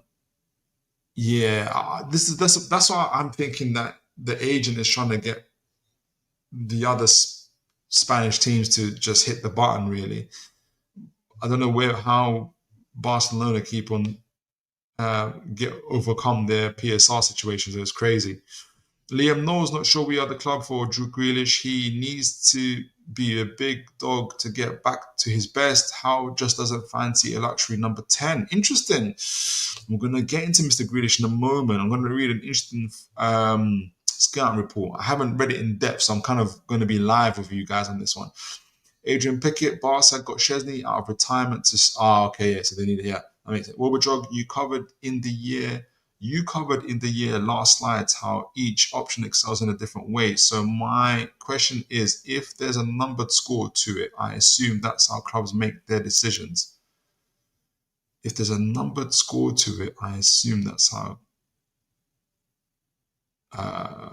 So you covered in the year last slides how each option excels in a different way. Yes. So my question is, if there's a numbered score to it, I assume as the clubs make these decisions. So if there's the variations and differences, whether they improve, I forgot what that's called actually. I heard it the other day, but yes, the answer to your question is yes. if I'm figuring it right. Aaron Cave, I wouldn't be against Grealish. Clearly, a player who, in my opinion, has had his flair taken away by Pep. How could get him playing his best football? I'll just keep him away from the big market. Yeah, definitely. Definitely for Mr. Grealish. But to be fair to him, he usually does that kind of stuff when he's won trophies or he's not playing. So keep him playing and win trophies, then he'll be fine. I'll read a couple more before I do the profile on Mr. Grealish. I wanted to get some more of his scores, but I just didn't get the time. Bobby Fairview, amazing. I thought Grealish was a good idea for Newcastle that's very amazing. Bobby Fairview, I thought Grealish was a good idea for Newcastle at number 10. I personally think so too. Liam Knowles, come on, Aaron, would be some night if in pop world of Grealish, it would be insane with Mr. Grealish. All right, so let's take it up. I'm going to read this report. Let me get what report I'm talking about. And again, my apology, I didn't get a chance to read it in depth, but I did like the title for it because I feel like it's suitable. Considering the way Mr. Grealish has split people's opinions and where I think he's at the moment. I feel like my sound's gone a little bit funny. Hello. All right, so let me share the report. So you guys are gonna get my reactions live actually. It's a bit loud. There we go. All right, so where is it? Scout report for Mr. Grealish. I'd have liked to get his, because I didn't get time. I wanted to get his stats now, which would be very low, and his stats in the treble winning season, the 4-peat, where he was very, very good. I might still go through them, to be honest. Where are you? Where's Grealish? Here we go, Grealish. Yeah, here we go. All right, so let me make sure you guys can see that. Yes, you can. Let me get back to it. So, Mr. Grealish. So I was interested in this report from Medium, and this is I can't see the title of the author. It says the near post. I don't think that's his real name, but it was essentially the report was in 21st of June in 2024. So nearly a year ago, and obviously Mr. Grealish was struggling a year ago as well in terms of game time. So the title is Understanding Jack Grealish, and this probably, to me, it sounds like it's hitting the crux of the issue. And I think, I can't remember if it was Aaron Kane or somebody said it, how obviously Pep has taken the flair out of his game, essentially. Maybe, and it goes to what many people have been saying, which is, has he been misprofiled? Is he just not doing what Pep is asking him to do? Is it just his motivation? What is happening with Mr. Grealish? So I felt like understanding Mr. Grealish would help us know, would help us make my mind up a little bit more of him. So let's see what we think. This was a year ago. Oh, just before I get to it, let me just get a little bit of background on Mr. Grealish, because he has gone a little bit older now. It's an interesting profile, because we've typically been linked to younger players with higher ceilings, so we can sell them on. Obviously, from folks that aren't aware, we've been linked to Mr. Grealish, and it's more in a sense of him. Oh, this is going to be interesting to you guys as well. Guess who his agency is, guys? Yes, it's CAA Stella. Mr. Grealish's agency is CAA Stella. For folks who are thinking, why am I giving the eyes and the knowing smile about CAA Stella? I've got a theory that, and I think it's because it's based, and I've heard it before, that Newcastle have a good relationship with CAA Stella. And a lot of the players that Newcastle have been linked with are CAA Stella players. So he's a left, according to his transfer market, he's a left winger. I think he's a left 8, but we'll talk about it a bit more. He's 29 years old. He turns 30 this September. So again, quite a different profile. 1 meter 80 centimeters, so about 5'10" tall. And his contract runs out in 2027. I can't remember what his wages are. I'm hearing 300k. I don't know if that's true. If anybody's looking at Capology or someone around, let me know if you know his wages. So he's a very different profile, especially in background so far, to what we've been looking at recently. Oh, I forgot you guys can see this as well. And you can see the very positions that he's at: central midfield, left wing, left 8 positions as well. So, but I want to get straight into this profile, into this report on him. And apparently it's a loan deal that Newcastle are looking at. There's a couple, it depends on what reports we're looking at, because the Ornstein one was Ornstein from The Athletic, him saying, I speculate, hey, Grealish is around, loan deal, Newcastle are looking for someone like him, what do you think? Rather than him saying, hey, this is the source. But some of his colleagues from The Athletic, or is it from Give Me Sport? I think it was Give Me Sport, were like, hey, Newcastle want Grealish and it's a loan deal. Like, they're kind of like, they have a little bit more certainty in their thoughts about it. So it depends who you read, what you read, and who you listen to in terms of how true or not true the story is. So, all right, Mr. Grealish, understanding Jack Grealish, this report was a year ago. So it's been 3 years since Jack Grealish signed for Man City. Yep, so some misses. I'm going to be kind of skimming through it. So hold on, make sure you guys can see it. Yeah, you can see it. So some misses, some miss the free roaming Jack Grealish. Yeah, so we've been talking about it. Protagonist at heart, genius on the pitch, while others think that he's a missing piece of the puzzle that is Man City. So when he was first linked to Man City, people couldn't get the link. It didn't make sense to sign him, especially when he had Phil Foden. However, this is the report saying this. I have come to appreciate Jack Grealish's qualities in a squad compromising of some of the most dynamic profiles in the game. Grealish often behaves like a midfielder out wide. I agree with that. Allowing the team to go into shape, sustain pressure, and set up chances. So, who is Jack Grealish? Is he a mere placeholder at City? Was he ever really that good? Did Pep ruin him? So he is answering these questions. So the curious case of Jack Grealish, the most polarizing player City have, arguably since Raheem Sterling. Okay, so let's go into it. The aim of this piece is to analyze Grealish's role at Aston Villa, discuss qualities that have shown that he's shown in his career and assess the type of player he truly is. Now, I think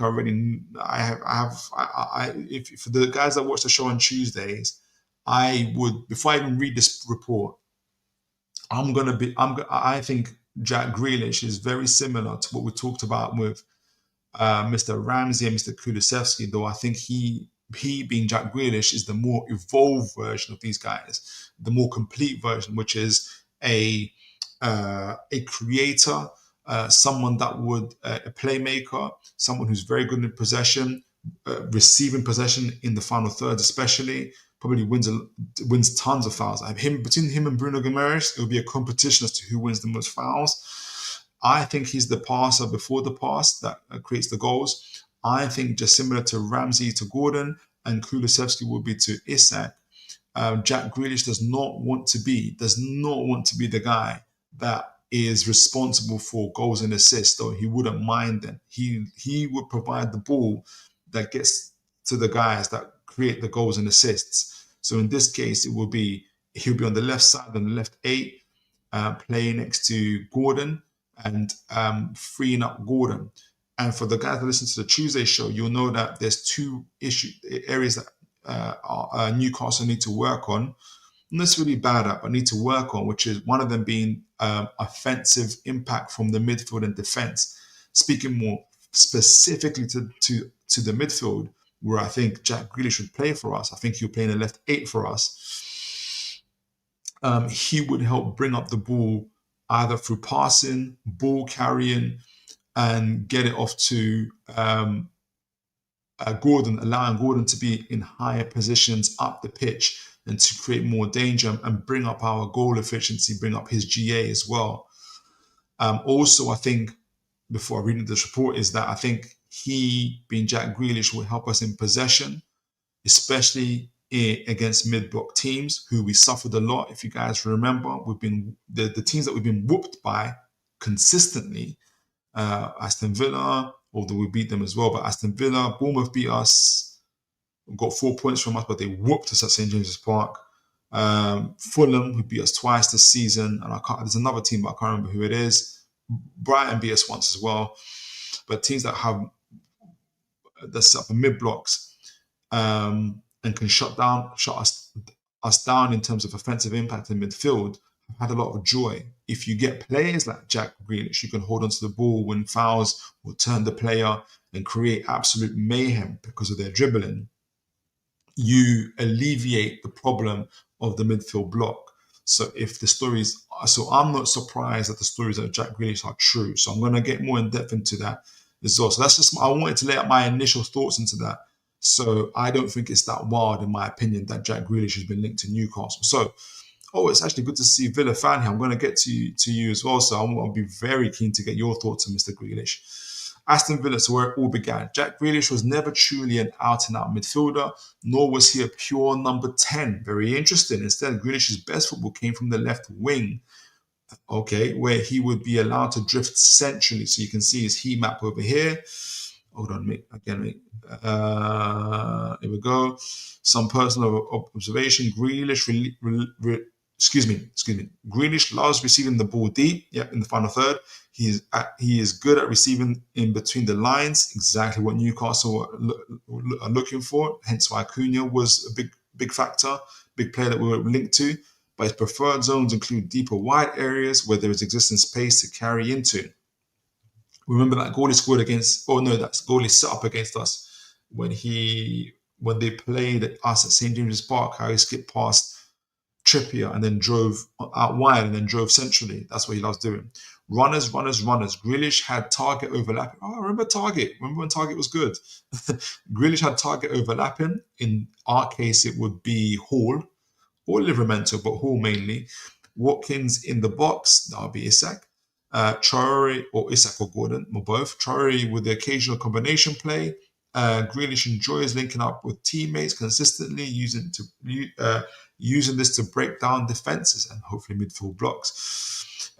He is quite similar to Phil Foden in the sense that the more he gets the ball, the more confidence he gets to produce game-changing actions. So he does need to be the main man when it comes to being in the pitch, isn't it? not a particularly impressive shooter. There's a feeling that Grealish could improve his goal return with increased shot volume. He wants to give the responsibility to other people. Gordon and Isak love that responsibility. So ball handling. Grealish's best asset is his ball carrying. Blessed with powerful legs to produce strong carries, which is what we need, and physical build that can resist contact in the dribble, exactly what we need. Grealish's technique, prepared with his genetics, make him unstoppable on the ball.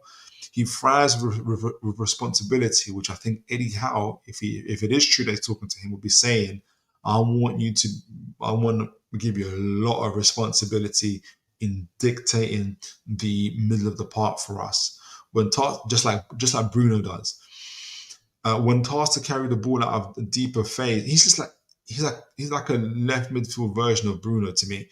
Grealish is often, except for Bruno doesn't mind shooting. Grealish is often quite adept at doing so, either through quick give and goes, Gordon would love that, and progression through the middle. Isak would love that. He is a real maverick in this aspect. The main protagonist, as Jose Mourinho says, he never hides. Love that. So you can see exactly where he drives through, attacking carries. You see there, what does the red zones mean? Oh, that's where he causes the goals. Again, going from the left to the right. So that's the part that he loves doing. To this day, Villa boy remains a man of the big occasions. Grealish does not approach 1v1s like Vinicius Jr. or Doku would. Interesting. The assumption is that he has a much more direct. He was much more direct out wide, but this is false. He manipulates opponents, lulling them into a false sense of security, which he did to Trippier, only to find a pass into space or carry centrally, which he did to Trippier and got the ball off to Guardiola, I think. This also means he is good at 1v1 player. His ability to create separation to get on the outside remains subpar, although exists in flashes. So he doesn't want to be like what a Gordon can do, which like burst of pace and get past on the and be direct on the flank. He wants to be able to have the ball close to him and drive centrally. So it says here his reliance on constant separation means he's better suited at carrying from deep, where there is pre-existing space. Gravity, this is the bare minimum for most players, but it's quite contrary. Simply put, Grealish is a footballing magnet. He draws a lot of players to him, hence why he breaks down mid-block so well for us, and he will create space for Isak and Gordon. His presence attracts players. His ability to keep the ball under pressure means that certain opposition's teams surround him for defense. The result, other players thrive. Look at this. So you can see it here. Make sure you guys can see it. Yeah, you can see it. Where is he? So you can see him driving. Let me go back. It's going to go back in a moment, right? I can't control it. Here we go. See? Picks up on the left wide. Drives centrally deep. Look how many players taken with him. 1, 2, 3. Free up space there. And that's what Cunha does. So very similar theme to Cunha. Socio-affection. Grealish is the epitome of relationism. Roams to whichever zones he feels the need to release teammates into space. Again, release team combined to break down. He's not interested in GA. He's the one that he is interested in releasing other players to get GA. So Gordon, Isak, and whoever is our right wing forward are going to absolutely love a player like Grealish, and he's going to love playing with them. One of Grealish's best tools is the reverse ball. So you can see it here, there. If you can see it here on the left, he's going to come out wide here. He's staying out wide. He's not interested in going into the box just yet. Look at that. Lulls him into. Look at that lovely ball. You can see Gordon going into that, or Isak. Fantastic. When he reaches the edge of the box, Grealish looks to find the interior winger close to him. Gordon. That will be Gordon on the left side. He's not, again, Grealish is not here to do GA. He is looking to give the ball to the guy that wants to get the GA and supply the striker, Isak. His game is all about runners, and with that comes transitions. His game, and let me repeat this, his game is all about runners, and with that comes transitions. Newcastle United. Bear with me, but Grealish's powerful burst through the middle, paired with his ability to pick out a pass, is reminiscent of De Bruyne's. His final ball is not the same level, though. There's the problem. They are not similar in terms of quality, but they are unstoppable forces in the middle, which is what we need. If you got Bruno and the Grealish in the middle of the park, you dictate the play in most situations because you got guys that are exceptional on the ball and carrying the ball, dribbling. You're going to have to foul them, or you're going to have to let them go past. That's the situation. All that Isak and Gordon have to do, and whoever the right wing forward is find the space. Most of it will be created because Grealish draws so many players towards him. So it's press resistance. This is one of the primary reasons as to why Pep signed him. So Grealish's back to goal play is exceptional. Remains one of the best assets. The ability to sustain pressure and keep playing and play going. Again, Bruno Guimarães. This is where him and Bruno Guimarães are going to have a great time together. Should they play? A trademark Grealish move was to ride a contact from deep and drive inwards and progressive ball. So you can see it here. Where is it? Here we go. Look at that. Receives the ball. One pass. Gone. Hold on. Oh, sorry. There he's in black. Sorry. There's the interception there. His defensive attributes are very good as well. Where is it? So trademark move. He gets stuck in. You see him blocking out passes and proceeding to do what is best, which is carrying the ball centrally, strong. You have to foul him. He's that good with the ball. You have to either foul him well and get past. Again, pass 1, 2, finds the ball centrally. That'll be Isak picking up, for instance, or the right wing forward. Give one and goes there. You have to. Final ball isn't the greatest, essentially. He needs to work on that.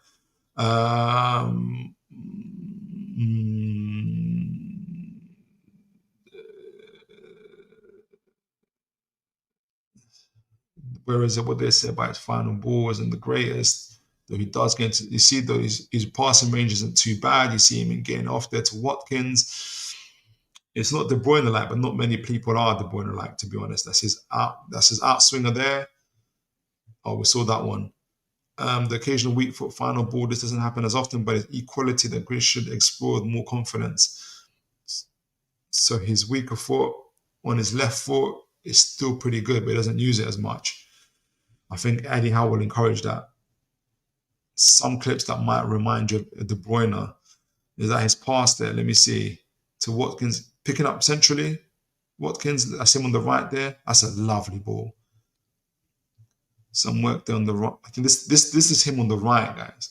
And this is flexibility with Grealish. He can play left mid, left wing forward, centrally at 6 and 8 on the right as well as on the right wing forward if you need to. Though we know, obviously, I think it's on the left side of the pitch where he wants to be.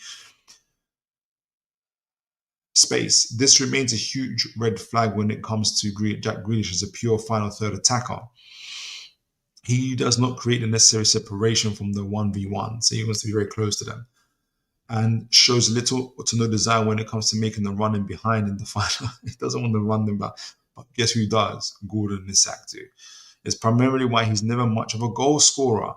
He doesn't. In Jack Grealish's mind, why do I need to create separation when I'm so good at with my back to goal? I'm so pressure resistant. You're either going to foul me or you're going to let me get past. So he doesn't do this whole separation thing like a Gordon would do. So Grealish in shooting situations questionable. That's not great. Yeah, that's not good. So that's the part that he does need to improve. He's like he's an attacking midfielder, doesn't like scoring goals and assists, but he will help others to do so. Mental profile. Now that's going to be interesting. Grealish's mental profile can be summed up in this story. As an Aston Villa player, Grealish was despised by Birmingham fans, and understandably so, in one of the most important local derbies in their recent history, as Grealish spent the evening hacked all night, booed by the opposition, and I'm sure a Villa fan will remember this. He rose to the occasion, scoring the winner and immediately making his presence known to the Villa fans. Eddie Howe does not like nice guys. He likes good men. He does not like nice guys. Tonali, Bruno Guimarães, Anthony Gordon, Dan Burn, Joe Linton, Isak are not nice guys. They are good men. Grealish is not a nice guy. He is a good man, though. And he's got character. He's men of character, essentially. Grealish thrives on hate and momentum. He would suit Newcastle. He enjoys feeling like the main character. He smiles during every bit of it. He needs to be the one everybody relies on when the tide is against them. When Newcastle are facing the mid block and the 2-1 down and it's all against them, Grealish is the man that you need. Naturally, that hasn't been the case at Man City when the likes of Erling Haaland, Kevin De Bruyne, and Foden exist. So they've got too many of the same players. He appears to be laid back in training and complacent after a bit of success if recent reports are anything to go by. So that's where Mr. Howe is going to have to bring back the love and the joy of the game for Mr. Grealish, because I don't think Mr. Howe is going to tolerate that in his training ground. I also have a feeling that Grealish really shines in game states where the team is either chasing an equaliser or an opener. Newcastle United. This is a certain drive associated with a game or a sense of urgency paired with his ability to keep the ball into. He needs to feel like he's up against it. He's found the right team.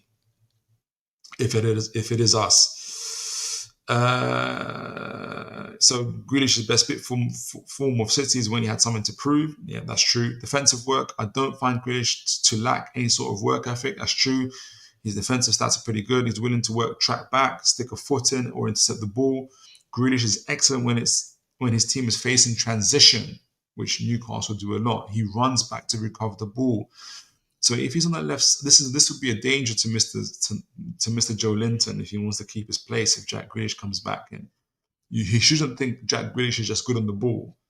Mr. Grealish is also good very off the ball as well. This is good. However, when it comes to his work, he's not as good as Mr. Joe Linton in terms of maybe winning duels, but he's got the effort for it. Grealish is either quite lax or lacks the required awareness to keep track of his man. So Joe Linton excels in that part. So he's just giving you the little bit of rundown, his findings. Grealish needs runners everywhere. Newcastle have Gordon, Isak, Willock, Tonali, Bruno, Murphy. He'll be fine.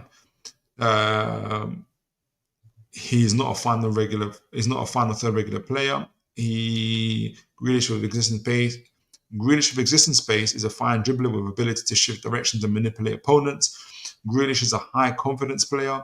Grealish's most repeatable actions are his best tools: reverse ball, gravity, drives in the field, and back to goal play. Everything that Newcastle need. Man City needs to be the villain. He attracts play towards him. Magnet boy.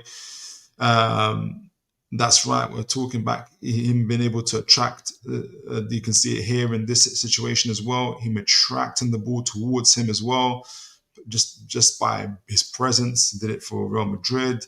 He gives all sorts of examples here. The reverse ball goes back on it as well. Explains the ball back to ball and ball carrying. Does it against Bayern Munich here. Exceptional with it. He was very good in this game against Bayern Munich. Look at him. Look how long he holds the ball. Pass one, pass two. Exceptional again. Does it again. Just holds the ball for fun. They have to foul him. Yeah, you're not going to get the ball any other way. You have to foul him. He's that good on it. When he's given the license in deeper areas, which was the case against Nathan Ake, Emmanuel Akanji as left back, it's everything Grealish is about. Pick up the ball deep, pass and go, create progressive runs from the teammates, and pick up and combine with a runner, which is exceptional when you're playing against mid blocks. So same position, different role. Jack Grealish was solely a winger on paper for Villa. However, his starting position saw him pick it up deep. There is little scope for that in City, so he will pick up the deep. You can see it here. He prefers to pick up the ball from deep areas. This again goes into the idea that Newcastle want to be better, continue to be better in building up the ball, building from the back. City don't need to do that as much because they got really good ball playing centre backs and a goalkeeper who can launch the ball, and get it to the wingers on a sixpence.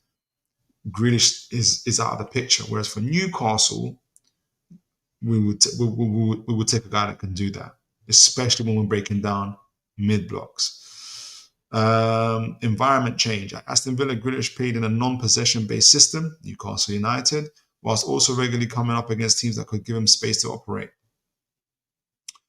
This doesn't happen at Man City. However, it would be harsh to say that Man City haven't manufactured isolated situations for him. Yeah, a lot of stuff there. Overlaps the way forward. So the way forward, I'm going to read this and then I'll get you guys' thoughts on it. I see a lot of comments as well, so I want to make sure I get to that as well. The way forward, I think Grealish remains an incredibly useful player as a wide playmaker. He remains one of the finest out there with important qualities and a zone of influence that could expand with a few tweaks, overlaps and underlaps. Grealish needs runners. Gordon, Livramento, Hall, Isak, with an overlapping fullbacks. Yes, that's Newcastle, or an underlapping centre midfielder like a Tonali or a Bruno Guimarães. Some of my favourite Grealish performances happened when he had Gundogan, Bernard Silva, or Kevin De Bruyne beside him, players that offer that level of incisiveness. Number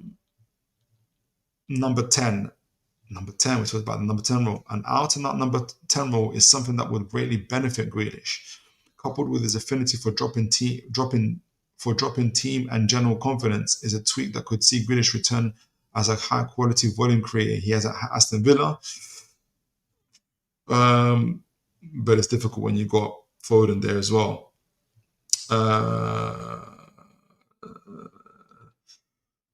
So I like Jack Grealish, however, I wouldn't necessarily be against the idea of letting him go. With respect to left-sided winger, interior profiles, Jamal and Barrecha Eze have been linked with.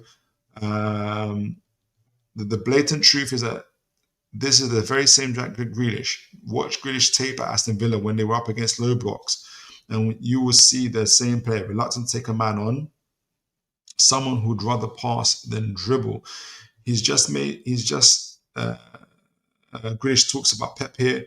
He's just made me see the game different. Grealish said, I know some people say, oh, he don't dribble as much now. He don't run at defenders, but I do. It's just that the team I'm in now is a little bit different to what it's like at Villa. It's a bit, it doesn't have runners. So where is it? Do we have a conclusion? Here we go. Let me get to the conclusion. I'll get to the chats as well. So a lot of stuff here. And I'll get you guys my final thoughts as well on Mr. Grealish. At the end of the day, Grealish remains one of football's most valuable profiles. As a winger, he is an upgradable piece. But when it moved central, like a left 8, he is of the mold of a specific playmaking profile, one with the bags of technique, reliant on a high touch role and multiple runners. Be fantastic at Newcastle. But his lack of composure in his shooting, that's okay. We've got Gordon and Isak. There is a slight gap in his ceiling. That's fine. With more responsibility, a more confident Jack Grealish emerges. The hope is that he realizes it and regains his hunger to help to help Newcastle. Grealish could accept him for himself, which is how. There's a very interesting psychological analysis there. Grealish should expect more from himself. Okay. I think Eddie Howe will be exceptional about Grealish can and should expect more from himself. I agree.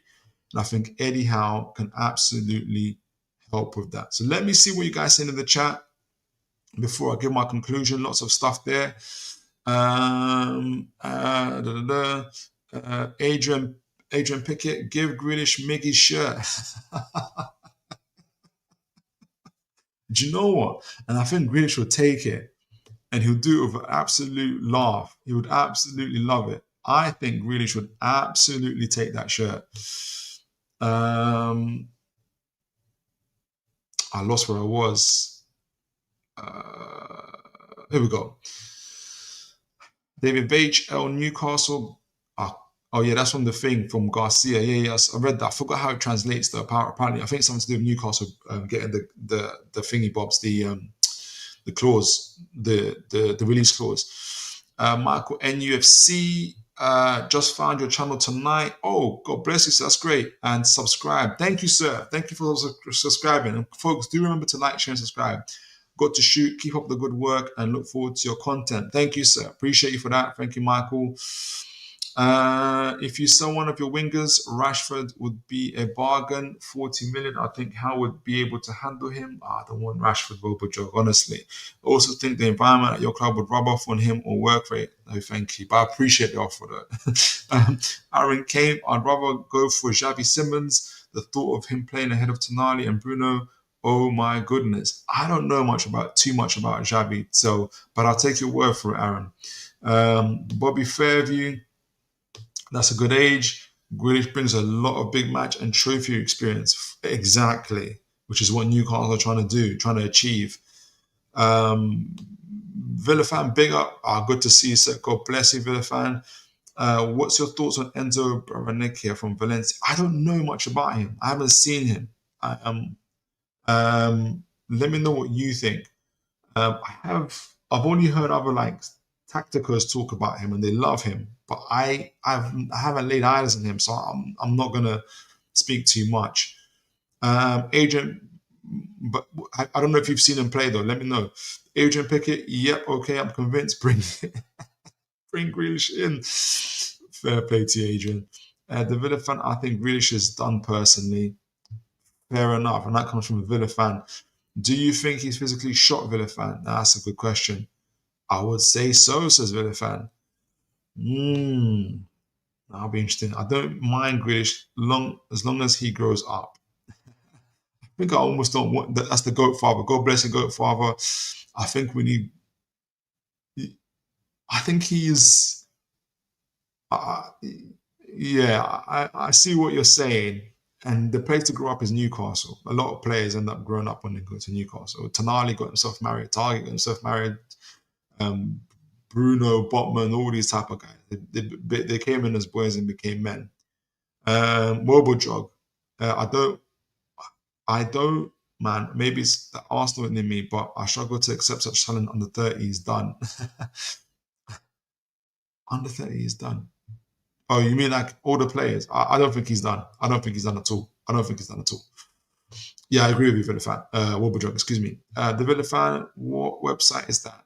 Oh, it's from Medium Scouts. If you search on Google, understanding Jack Grealish by the near post, then you'll find him.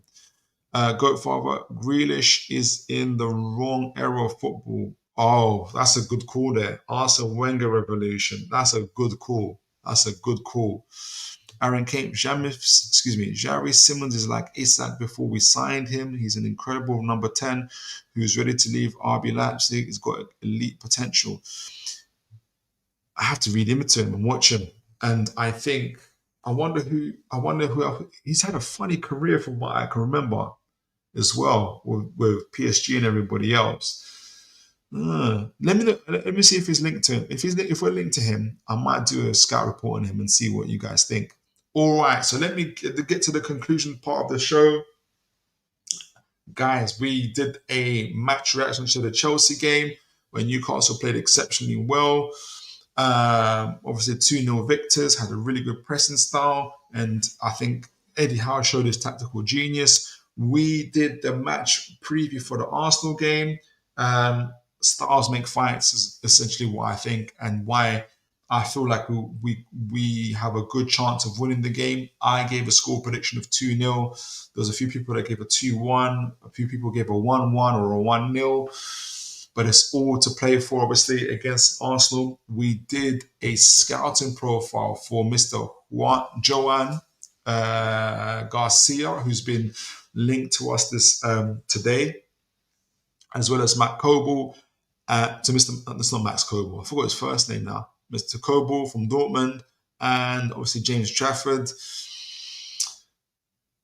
And to get the stats to see who's excelling, who's better. They all have different strengths. It seems though that Trafford is good for the team that Newcastle are now, and AI thinks that Mr. Garcia is good for the team that Newcastle could be, a little bit more possession. I think Trafford can do both, but I still have Trafford above those guys in my opinion. But we also ended the show on Mr. Grealish. Obviously, he's been linked with a loan move to Newcastle United. I would be super, super excited. We read this in-depth scouting report on Mr. Grealish, who's essentially a old-fashioned number 10, loves to play on the wing, but driving centrally, do 1-2s, dribbles, do not put responsibilities of goals and assists. He will draw players towards himself. He will pass the ball to others who love doing that stuff. He loves runners around him, and he will get plenty of those around Newcastle United. He loves responsibility and being up against it. He will get that hunger. He will get that at Newcastle United. So I think he'll be absolutely superb at Newcastle. That would be my opinion. I'll be super, super excited if Mr. Grealish was to join Newcastle. So guys, you have all been absolutely exceptional sticking with me. Some of you have been here for the full 2 hours as well. Some of you have joined. I know you guys always come back and read it as well, and I kind of go for the show as well. As always, we even had a new subscriber in NUFC, Michael NUFC. I really appreciate you guys. And guys, please do like, share, and subscribe. Share it as well. I hope you guys are enjoying the show. God bless all of you guys that come here. Bobby Fairview, Aaron Kane, Wobojog, Liam Knowles, Lominos, David Veitch, Adrian Pickett, all the guys. Apologies if I haven't mentioned anybody's name. You have all been absolutely exceptional. Make sure you have a great evening. And as always, folks, God bless and take care. Brilliant from Sham. And now Murphy can take on the shot. Fabian Sham.